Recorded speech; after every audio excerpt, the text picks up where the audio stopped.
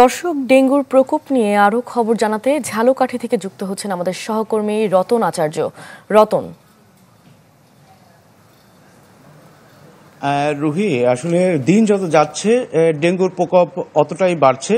আমি এই মুহূর্তে রয়েছি ঝালকাঠি সদর হাসপাতালে। আমি এখানে এসে দেখলাম যে সদর হসপিটালে 2 জন রোগী ভর্তি রয়েছে। এছাড়া রাজাপুর হসপিটালে রয়েছে 5 জন।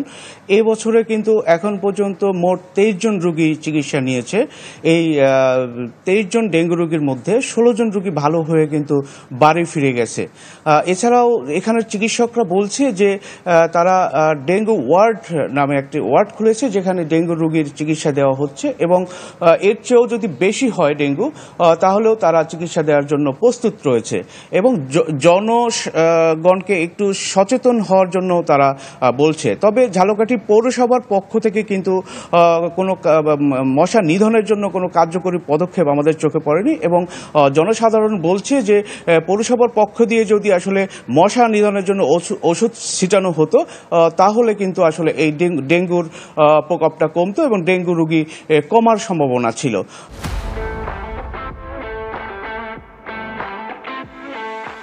এছাড়াও কিন্তু স্বাস্থ্য বিভাগ বলছে, আমি কর্তৃপক্ষের সাথে কথা বলেছি, হসপিটাল কর্তৃপক্ষের সাথে, তারা বলছে যে তারা যথেষ্ট পরিমাণ চেষ্টা করছে আসলে এই ডেঙ্গু রোগীর চিকিৎসা দেওয়ার জন্য।